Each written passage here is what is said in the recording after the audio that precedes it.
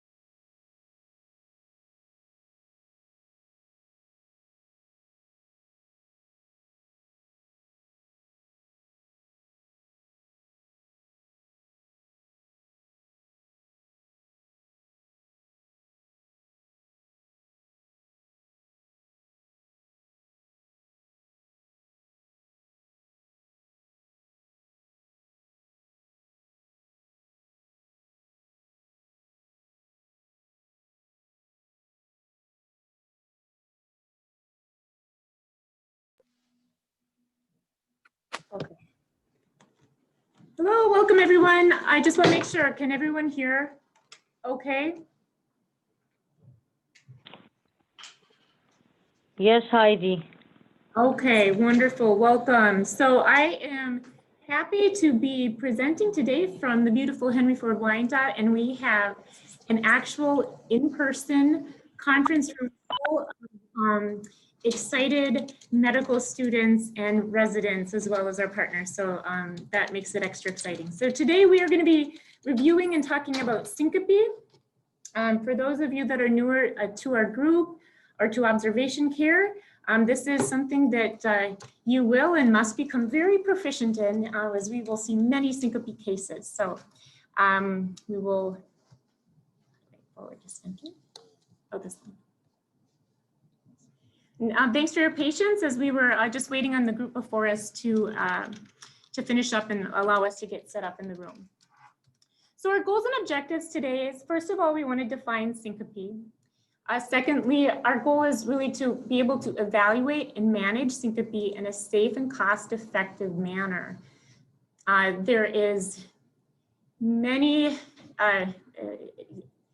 millions of dollars that are spent on unnecessary workup for syncope. So it's also one of our goals here. And in order to do that, we want to improve our ability to identify those patients that are highest risk. Which one is it forward? Oh, this one, okay. So syncope. Syncope is the transient loss of consciousness, okay? And what's the mechanism behind that is because of cerebral hypoperfusion. Cerebral hypoperfusion, it's rapid onset, it's for a short duration. And the key here is you have spontaneous and complete recovery. Now that's really important, differentiating transient loss of consciousness and syncope. And so the reason is when you're first seeing that patient is a lot of times people will have lumped together seizures and syncope. And that's where we want to really first highlight on the definition of syncope is you have that spontaneous recovery. Whereas in seizure, which we'll talk about in a little bit further on in our talk today, is one of the key differentiating factors.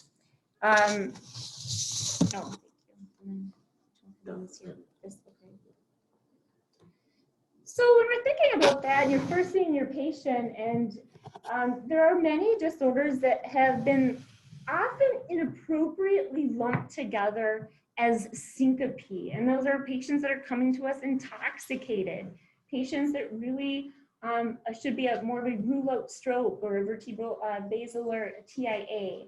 Other metabolic disorders like hypoglycemia, drop attacks, falls. I want to talk briefly.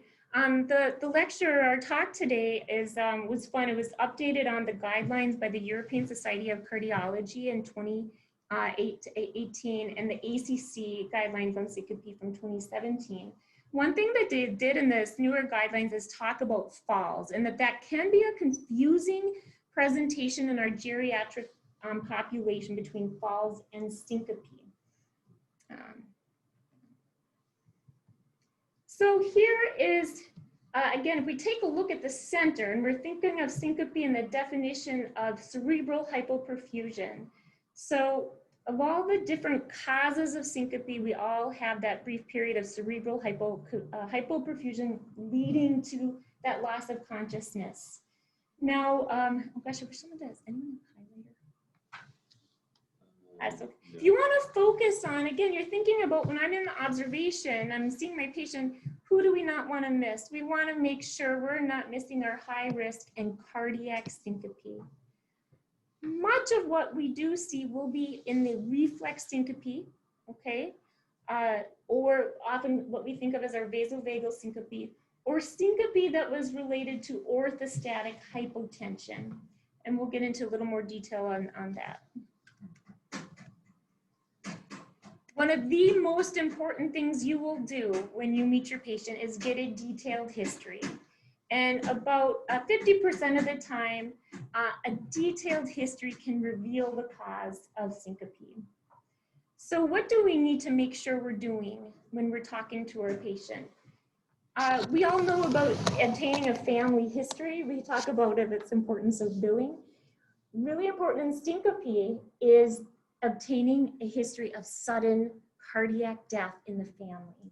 Is there anyone in your family that has had an unexplained and sudden death? You really need to draw upon that situation. What were you doing when this happened? Were you shaving, pushing on the carotid that could lead us or lead us to think of carotid hypersensitivity? Were you twisting your head? Was it right after you ate? Was this the code that was just called overhead from lab, which is not uncommon? We see those patients in the observation unit. Get information on position changes. Did this occur when you were going from sitting or from laying to standing? And the other thing you might not think of is to talk about and ask them about their occupation. And we'll highlight shortly why that is very important in our syncope history. Red flags. So again, our goal is we do not want to miss our high-risk syncope patients while we're taking care of them. So the warning signs that should make you more concerned of a possible cardiac cause is no prodrome. So what is prodrome? Has anyone here passed out? No, no one? Okay, yes? Okay, great. I mean, what did it feel like before you were gonna pass out? Yeah, really hot. Hot. And sweaty. Hot, diaphoretic. I got nauseous. Nauseated. My vision started to go black. Okay, you can see the stars coming. So people will say like, I'm going down. So obtaining, did you have a prodrome? Lightheaded, nauseous, diaphoretic. I felt like I was going down. Other red flag is that if it happens with exertion, family history of sudden cardiac death, again, you must highlight that. I felt palpitations, syncope in the supine position, okay? And the other consideration that was concerned for cardiac causes are patients that have a history of known cardiac disease. They have a predisposition for structural defects or predisposed to arrhythmias. So before I get into a couple cases, today we're going to go over a couple cases that will highlight our approach in management to syncope in the observation units. But let's focus on already going into this, that part of the circle, that cardiac cause, or the high risk, who we don't want to miss. So we have, of course, cardiac cause, we think of arrhythmias. arrhythmias that can cause syncope, we all know, ventricular tachycardias, high-grade blocks, symptomatic bradycardia or pauses, symptomatic SVT. We have to think about if a patient has a pacemaker, an ICD, was there a malfunction, okay? Now, along this are maybe someone who, even if they don't present with an arrhythmia, is it someone we suspect is prone to a hereditary state that would lead them to an arrhythmia, or have a known hereditary state like long QT syndrome, okay? Short QT syndrome. So there's also a short QT syndrome that can make someone prone to lethal arrhythmias. Brugada syndrome, WPW, and catecholaminergic polymorphic VT. So sometimes these might be those younger patients that are otherwise healthy, but we have to think about these conditions or we could miss it. And that's our role, is that we don't miss it. Now, is it our role? There's 3 different genotypes of a long QT syndrome. It's not our role to do genotype testing in the observation unit, but it's our role to think about it and try not to miss it. The other thing, I just want to mention the catecholaminergic polymorphic VT. This one was a little new to me, so this also can be that younger patient that maybe has a family history of sudden cardiac death and syncope that was brought on by physical or emotional stress. Okay.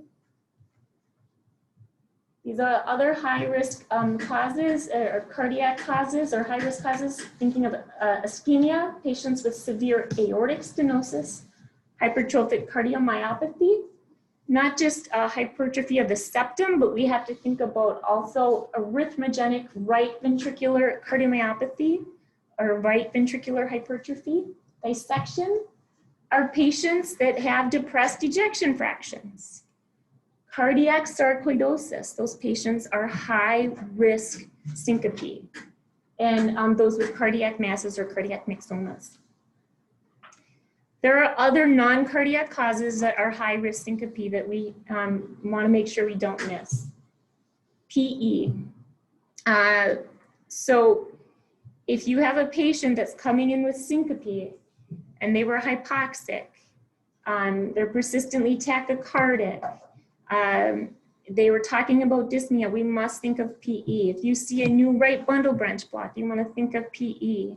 And unfortunately, we have absolutely had these patients come to the observation unit as syncope, coming to us hemodynamically stable, and had massive PEs causing syncope. GI bleed, same thing. I had a patient several years ago, came in for orthostatic related syncope, noted that there was a drop in the hemoglobin from the last time the patient was there years prior. Upon further workup, that was his presentation of colon cancer, okay? So we must note that. And the other subset, particularly for working in the medical group, we are a tertiary care center for pulmonary hypertension. So patients that have PAH or type 1 pulmonary hypertension are high risk for syncope. We must identify those patients. Okay, so who's coming to us? Who's coming to us and who shouldn't come to us? So if we take a look at low risk syncope, now this is syncope that is reflex or vasovagal syncope or clear dehydration. If that is a patient that has a clear situation, this was the code in the lab, and they're evaluated in the ED, and their EKG is normal, and they do not have a family history of sudden cardiac death, and their exam is unremarkable, they can and should be discharged from the ED. That is a low-risk patient. They need reassurance. They need some education. Basically, everyone else comes to us, okay? However, I want to highlight this because we still are seeing some of the patients that are clear-cut situational syncope. I know my colleagues are nodding. Yes, we see this all the time. And so these are from the ACC guidelines, and we also need to support our colleagues that we're doing the right thing and also encouraging that clear-cut, low-risk patients can be discharged from the ED. Well, let's look at Okay, so here, let's take a look at Mr. J, and he's 32. He has a history of high blood pressure. He's standing in a crowded line in the heat, and he's waiting for a spot at the local homeless shelter, and he started to feel lightheaded, diaphoretic, and he passed out. A friend caught him before he hit the ground, and he was out for about 20 seconds. They noted he had some brief jerking moments. When he regained consciousness, he was back to himself per his friend. His vital signs are unremarkable, and he has negative orthostatic vital signs. Exams unremarkable. EKG has some mild T-wave inversions in the lateral leads. Blood work is normal. And so the ED staff is sending Mr. J to you in the observation unit. What would you like to do next? A, do you want to order a head CT to rule out a CEA? B, after obtaining informed consent, perform the carotid sinus massage to assess for carotid hypersensitivity. C, provide reassurance and educate the patient on the use of physical counter pressure maneuvers. D, order a tilt table test, or E, order an EEG and carotid Dopplers. And I think our good technology expert Bright put up a poll. So if you are able to, and you can see that, if you could answer what you would like to do next.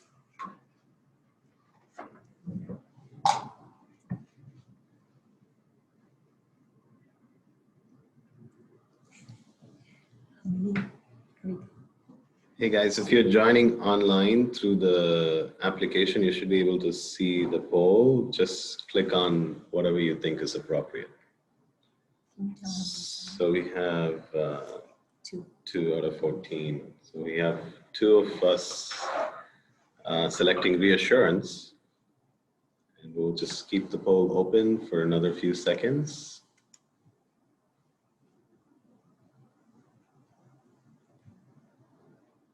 Okay. Okay, a lot of them, yeah, selected reassurance. Okay, well, let's take a closer look. So again, this is a gentleman that was standing in a hot line. So this is cluing us into reflex syncope or orthostasis from venous pooling. So reflex syncope, you can say reflex, it also could be called neurocardiogenic syncope. Within that, we have vasovagal. So these are situations that are precipitated by fear or stress. So this is your lab drop that I keep calling attention to because we see those patients a lot. Or precipitated by prolonged standing. I remember there was a year there was a religious rally downtown and everyone was crowded in the conference, in this hot middle of summer. And we had just people coming in left and right from the religious conference, from passing out after standing from in the heat. Carotid sinus syndrome. So this is precipitated by pressure on the carotid sinus. Why again? Why you need to ask about that history. Were you shaving, applying pressure, twisting your neck? That might clue us into this could be carotid hypersensitivity syndrome. Situational. These are all reflex or neurocardiogenic syncope. We often see syncope in the bathroom, okay? So post-micturition, okay, after urinating, defecating, very common, while swallowing. Postprandial, that's a little different. It can be caused from hypotension after eating, which is an autonomic reflex. Weightlifting causing sneezing, playing brass. Coughing, I know we had a patient once that had pertussis and kept passing out after the coughing spells. We had to give a very potent cough suppressant. So reiterating about our history. So why does this happen? So you have an increase in your sympathetic tone that causes that increase in the contractility of the left ventricle. And then it triggers the mechanoreceptors, which then increases the vagal tone. There you either have decrease in heart rate, okay, lower cardiac output, or a decrease in blood pressure. So you can have cardioinhibitory or vasodepressor or a mixture of the both that make you have that cerebral hypoperfusion and pass out. So we had this gentleman, should we order a head CT? The 3 indications you may think of ordering a head CT for transient loss of consciousness is 1, there was trauma. Okay, so again, maybe this wasn't clear syncope, but someone got hit over the head and they were found down. 2, you have suggestion of any focal deficits. Again, so we're not really calling that syncope, we're calling it a transient loss of consciousness, right? Or 3 was unwitnessed. I guess a common scenario is we talk about syncope in the bathroom. I don't know how many stories we've had. Syncope in the bathroom, hit my head on the ceramic tub. Reasonable to get a head scan. We see ubiquitous overuse still with CT head for syncope. We're all familiar with the ABIM Choosing Wisely campaign that really implored internists and hospitalists to be conservative on blood transfusion. A similar approach was done for the American College of Emergency Physicians, and one of the main points was not to order head CT for syncope unless it was for those 3 indications that we just reviewed.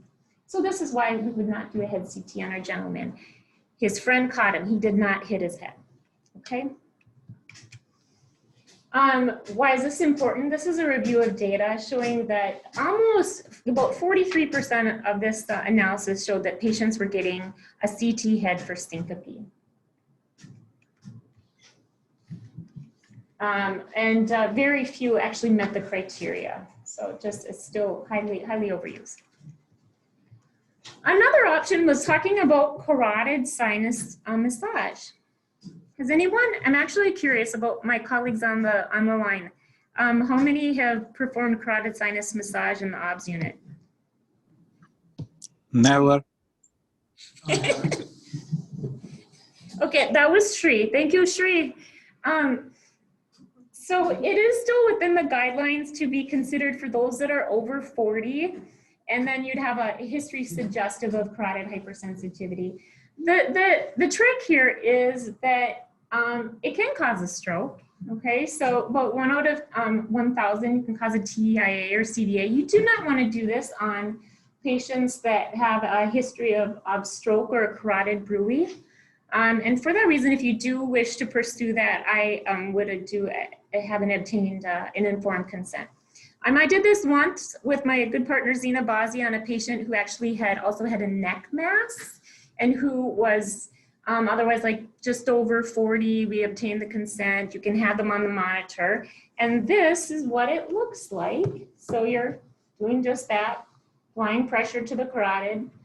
And that would be a positive test, okay? So you're inducing a pause that's at least 3 seconds or a drop in systolic blood pressure with carotid pressure.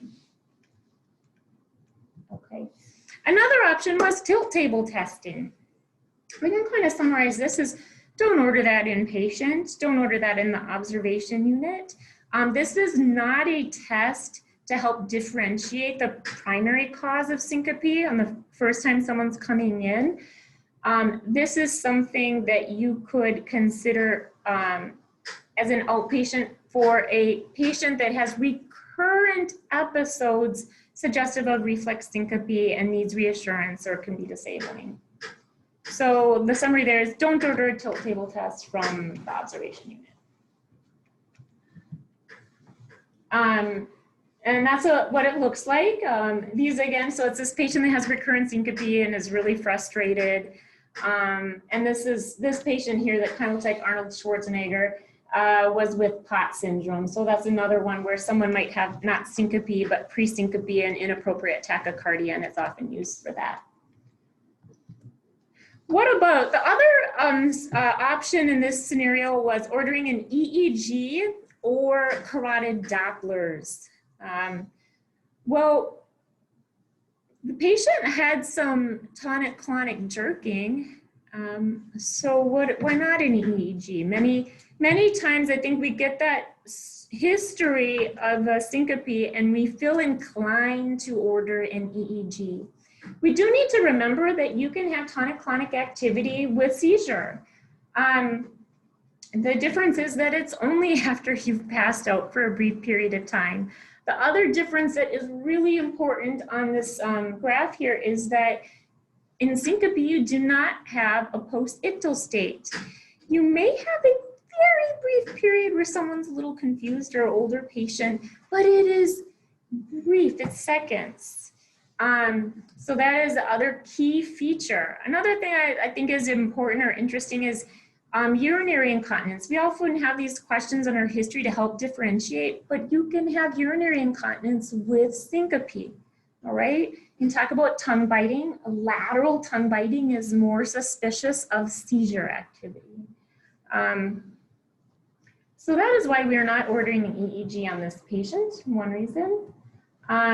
Just briefly, so the answer here that our good colleagues provided is that we are going to provide this patient with reassurance. This was a reflex syncope. We can provide you with information called physical counter pressure maneuvers, okay, that can help abort future syncopal events. This is particularly for patients that may have recurrent reflex syncope. And so this was looked at with over 200 patients with recurrent vasovagal or reflex syncope with prodrome. So they knew when it was coming on. They looked at doing counter pressure maneuvers over conventional, which was like no therapy.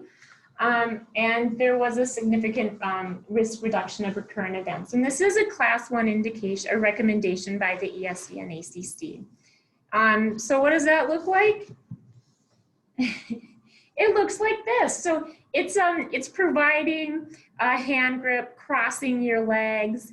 Also in these patients, important if you're having the prodrome to go ahead, crouch, go into a safe position so you're not going to fall and hit your head. So again, we talk about, it's really important that we're going to try to approach our patients in a cost-effective. So Heidi, yes. I have a question. That patient in the question, that young guy who passed out T-wave inversions, I know you did not have the option of echo. I'm just wondering how many of our colleagues are comfortable discharging this young guy with T-wave inversions and syncope, which probably is vasovagal without an echo. Like practical questions. All right, Shri, you are my good segue. Hang tight, and we're getting there, okay? Okay. But, yeah, so my good colleague, experienced colleague is saying, you know what, I think this sounds reasonable. However, I know they did an EKG in the ED and I looked at it and I saw T-wave inversions. One thing I say is make sure you look at it. So Shri, hang tight. We're going to talk about it. Excellent point. So quickly about the yield of some of the tests that are done for syncope. This was a study over 2,000 patients over the age of 65 that presented for syncope. And they basically looked at the yield per cost per patient or per test. And so if you take a look at the blue bar, this is how often the test was ordered for a syncope workup. So almost every patient got an EKG, troponin. You can see over half of the patients in this study had a CAT scan, and almost half got an echo, orthostatic, blood pressure, carotid Dopplers, and EEG. Now you can see on the purple bar as to how often those tests actually determine the cause of syncope and how many of those tests actually changed management. So you want to focus on what was most impactful for finding a cause and changing management. You can hone into orthostatic vital signs. Now, briefly, what we didn't talk about is carotid Dopplers. Carotid Dopplers are not recommended as a workup for syncope. Again, I say syncope. Now, if you are uncertain of a transient loss of consciousness and this is a stroke-like workup, then that's a different workup. For true syncope, carotid Dopplers are not cost-effective, low yield, and actually have class 3, it's a class 3 with the guidelines, meaning don't order it. So this is how much they cost per yield. So you can see that it costs almost over about $37,000 per test per positive yield for an EEG in the 2007 monetary arena. The most cost effective, it was about $17, was orthostatic blood pressure. Okay, so let's take a look at this patient, an 83-year-old woman. She's coming in with syncope. She had a large lunch, took a nap. She rose the next thing she remembers is waking up on the floor. So she got up and then remembers waking up on the floor again. She has high blood pressure. She's on hydrochlorothiazide and lisinopril. On exam, she has a 3 out of 6 murmur. EKG is normal sinus rhythm, but has criteria for LVH. Vital signs, so she's 167 over 83 supine, 149 over 78 standing after 1 minute. The rest of the vital signs are unremarkable. Telemetry reveals some frequent PVCs. So what would you do next in her evaluation? A, repeater vital signs with active standing. B, it's meant to say an external loop recorder. C, set her up for ambulatory blood pressure monitoring to assess for postprandial hypotension, or order a bedside echo.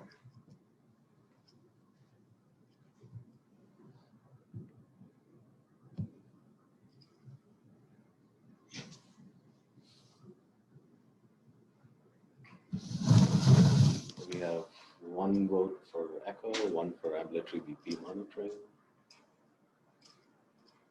Guys, if you see the poll online, pick your vote.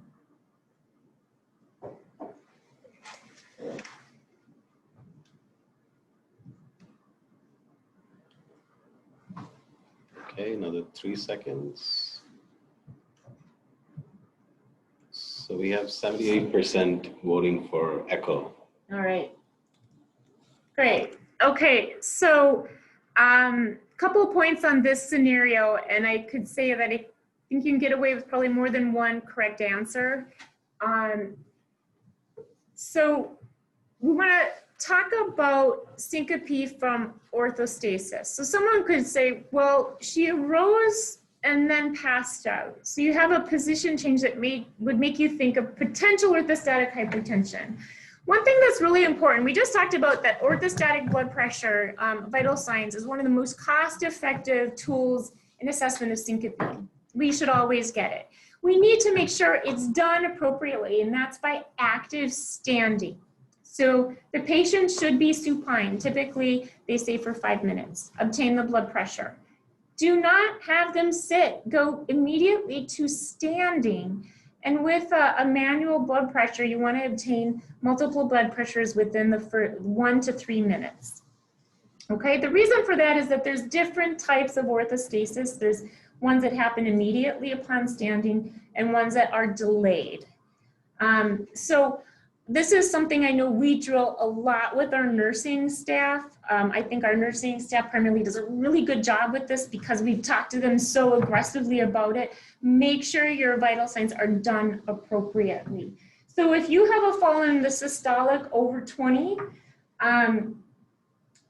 with standing, that is a positive orthostatic blood pressure. What was new with the most recent guidelines is that they said, or consistently below 90 systolic. And that was to help differentiate some of our patients that have a baseline low blood pressure to begin with. So that was a new addition to the most recent guidelines. Do keep in mind that our patients, especially our geriatric patients, if you note the drop in blood pressure that meets the definition of orthostasis, but without that anticipated increase in heart rate, we should be suspicious of dysautonomia. So orthostatic, syncope from orthostasis, 3 main categories. Hypovolemia, okay, so our patient that was having diarrhea, vomiting, poor oral intake. Medications, we must have a great medication history. Common medications can cause orthostasis.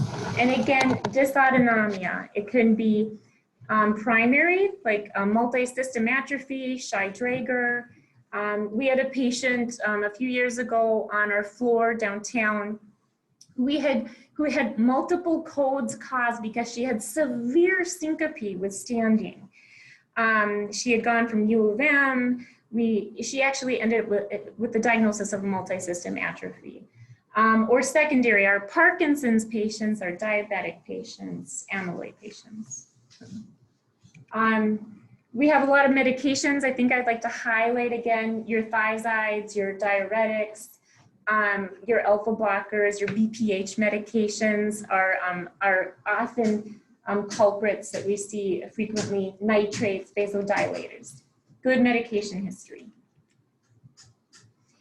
Now, what's interesting is one of the main points here is that we should get orthostatic vital signs on all of our syncope patients. We also need to note that about up to a third of our elderly patients will be orthostatic, but it may not be the cause of their syncope, okay? So it's more common in that population because of the multiple medications and because they're more predisposed to dysautonomias. So we need to be careful with that. So what can we do if we notice the orthostatic hypotension? Stop the offending drug, make sure they're getting adequate fluid, and sometimes we need to encourage salt intake. If it is with dysautonomia, you can use compression stockings, physical counterpressure maneuvers like we talked about. We must educate on slow position changes. The other thing I really want to impress upon in the observation unit, again, we are not sending genetic testing for multi-system atrophy or shy dragger or some of these things. We're not, changing Parkinson's medications. If we think it's dysautonomia, we must refer that patient in that discharge summary. We must plug them in. Okay, so as our good colleague, Dr. Pillai said, well, what if there's something else? What if there's something else that suggests in the history or the EKG that there could be a cardiac cause? Now in this patient, she has a history of, she's elderly and has a history of high blood pressure, which she could be predisposed to structural heart disease. And the other patient, my colleague, Dr. Pillai, talked about, what about those T-wave inversions? Is that something I should worry about from a heart disease standpoint? So when do we order an echo? We order an echo with syncope, not just because someone came with syncope, but because we have a suspicion for suspected structural heart disease. Okay, so not only before we order an echo, we want to think, why am I ordering it? Do I have any concerns that this patient's at risk for a form of structural heart disease? But what am I looking for? So to my new colleagues and some of our mid-level partners, again, think about what we're looking for. We're looking if there's a severe valvular stenosis, if they have a prosthetic valve, is there a dysfunction with the prosthetic valve? We absolutely need to know the ejection fraction. We're familiar with our patients with a low ejection are more prone to arrhythmias and syncope. Also look at the PA pressure. Remember I talked about that we will have patients with PE. If someone comes back and it has an unexpected increase in the PA pressure, that is can also be alarming. You're gonna look for signs of outflow tract obstruction. Again, not just with HOCM, but also with the right ventricle. Or signs of infiltrative disease, or there's signs suggestive of amyloid or sarcoids. Know what you're looking for. The other piece on that scenario was this elderly patient that passed out after a meal. So typically, again, you can have postprandial hypotension. It usually happens soon after eating, and that can be picked up with ambulatory blood pressure monitoring. That would be a consideration. Okay, last case. 21-year-old Laotian male presents after collapse near the end of his race at a college cross-country meet. He states he's been under extreme stress lately, no past medical history, but only a questionable history of some male family members dying suddenly from a reported exposure to Agent Orange. I don't know if that should be capitalized, but I just did, during the war. His exam's unremarkable. His heart rate's 50, negative orthostatics, systolic blood pressure 108/70. The rest of the vitals are unremarkable. What should we do next with this young gentleman? A, provide reassurance and educate about vasovagal syncope. B, order an EKG and an echo. C, order exercise stress test, or D, order a Holter monitor and follow up with PCP.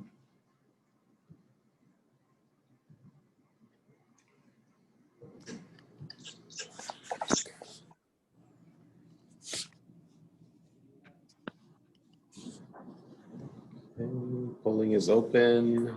Here's an option.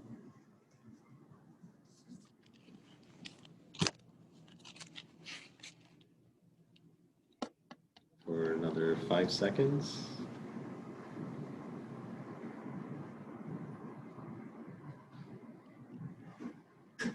Okay, 90% have chosen EKG and echocardiogram. Okay, and great. So again, we impress upon our patients should have an EKG before they come to us. We need to make sure we look at it. This young gentleman must have an EKG. So our young patients, although they may come to us appearingly healthy, this can be some of our patients that fall into that high risk category. And how do we identify that? So again, briefly, let's take a look. When we're going to look into EKG, what are we looking for? Obviously, signs of ischemia that we're familiar with. We must look at the QT interval. Again, is this someone that is their first presentation of prolonged QT syndrome? Typically a subset type 1. Those patients usually, again, if you see a prolonged QT over 460, one of the first things that we will do is look at the medication list. Let's make sure we do not have multiple medications that could be contributing to that. Without that, we need to think of prolonged QT. There's also short QT syndrome, which is less than 340 milliseconds, which can be prone to arrhythmogenic syncope. You're looking for high-grade blocks, symptomatic bradycardic pauses, bifascicular block, new bundle branch block, signs of pre-excitation, meaning is this a WPW patient, and a type 1 Brugada pattern. So I highlight this case because I think some of you that know me, I worked in St. Paul before going into medicine, and I worked with the Hmong population in St. Paul. And this is, as we know, the Southeast Asian and the Asian population have a high prevalence of Brugada pattern and Brugada syndrome. And so even when I was working with the population, a couple instances where someone would come in and say, someone in my family died in their sleep last night, someone died, and they actually thought it was, they associated with helping us from the Vietnam and exposure to Agent Orange. So this was kind of a scenario that I had seen in my past life. So Brugada pattern is a patient that has the type 1 pattern with an ST elevation in V1 and V2 without symptoms. If we have noticed a Brugada pattern, ST elevation in V1 and V2, and they're coming with syncope, then that could be Brugada syndrome. We need to get help. We need to call EP. Just a reminder with patients, when you're looking at that EKG in a syncope patient, you're going to look for signs of pre-excitation for possible WPW. A short PR interval less than 0.12 plus the delta wave. So other signs that you'd be looking for. I also put in this would be another call for EP, is the bifascicular block. We talked about being aware if there's a new right bundle, but what if you have right bundle morphology with, it would typically be with the left anterior fascicular block. That has a high propensity to go on to a complete block. Okay, so we need help with that patient as well. Well, one of our colleagues also suggested stress testing, and that's also not inappropriate in this patient. Remember we talked about red flags? One of the red flag symptoms is syncope with exertion. Syncope with exertion. So syncope with exertion, we can think of the young patient that may be predisposed to arrhythmia from a hereditary condition. We can think of Uri Fisher. Remember Uri Fisher, the Red Wing that went into cardiac arrest back in about 2006, and we had to defibrillate him on the ice. Anybody remember that? So, so we think of, we don't want to miss that patient. That's with exertion. We also may pick on a stress test is someone that is a tachycardia, a rate-dependent block. So a tachycardia-induced high-grade AV block. That could be maybe the older person that passes out with exertion. Now there's two types. So if it's occurring with exertion, we're really concerned about a cardiac cause. If it occurs right after exertion, that's consistent with reflex syncope. I would say that if you have exertional syncope, you need to order a stress test, okay? We also talk a little, that's also consideration of cardiac monitoring. Now this is a field that really has expanded in the last several years. Some of our options are Holter, event monitor, mobile telemetry, and various loop recorders. Now, when we say the patient in the observation unit, we are typically not ordering cardiac monitoring under our name from the unit. But if we have a patient that had concerning story and we've done our workup and it's come up unremarkable, we absolutely may consider referring the patient for further cardiac monitoring done as an outpatient. Now remember, a Holter monitor, and these are busy slides, I realize, but the ACC guidelines actually have a very nice summary of the different types of monitoring. So this is from the ACC guidelines. Just remember that after the patients left the OBS unit, they basically had a Holter monitor. It's just 24 hours of monitoring. So we typically would be recommending a step up from a Holter monitor. And we would be looking at the external loop recorder. Event recorders are usually triggered by the patient. So these are usually almost never helpful for a syncope diagnosis. So we'd be looking at the external loop recorders. There's these ones can go out for 6 weeks, and they're usually auto-triggered, and they'll trigger and capture what was happening right before the event and go on to after the event. So they can actually highly increase the yield of the diagnosis. So there's the external loop recorder. There's external patch, which I love this. This is a wireless technology now, and this can be recorded for up to 14 days. The same thing can be auto-triggered.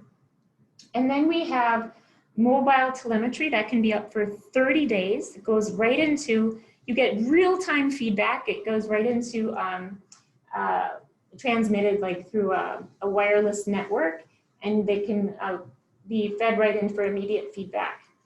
Now, all of those do need to be set up by EP. So the external loop recorders, the external patch recorder, those are set up by our EP colleagues.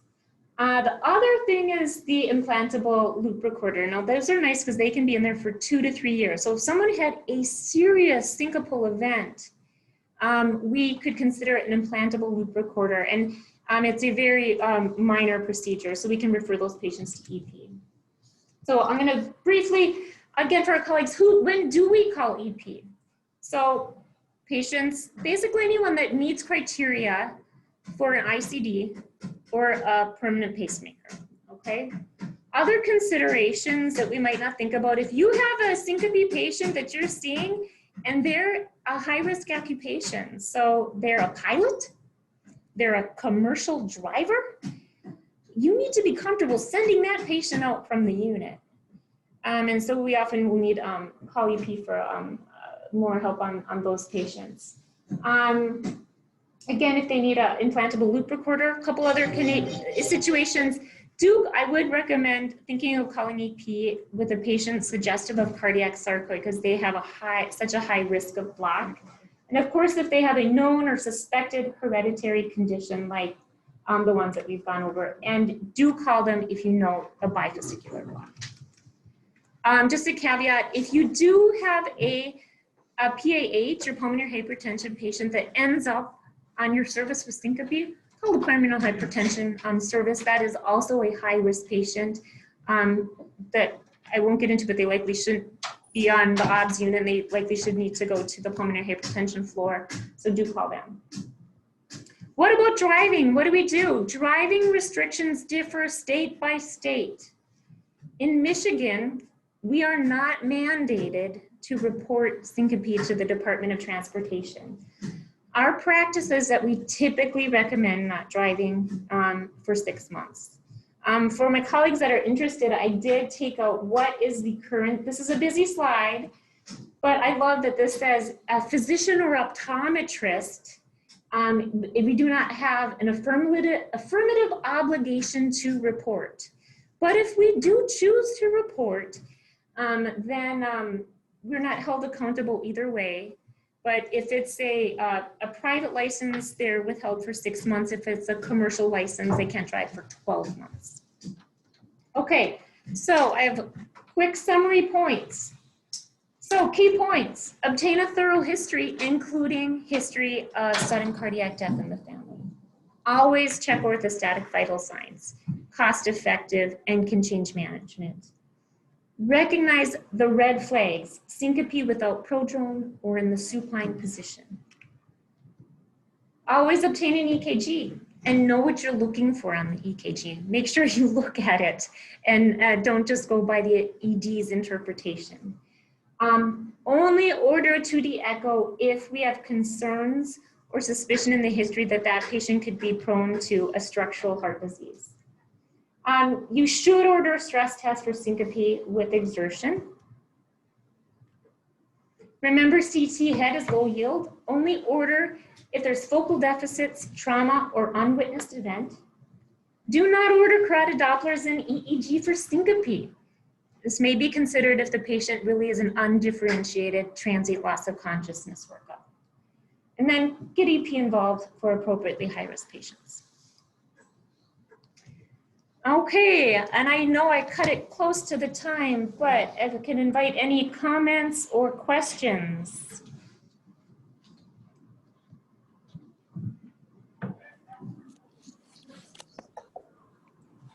What's wrong with ER refusal of doing orthostatic monitoring for these patients? Did you guys get that? So our good colleague, Bozzy, question is, why does the ED refuse to do orthostatics? I can't answer that, but I can say that you can please go ahead and feel free to use our talk today to highly encourage and say that you should do that. Any other comments, questions?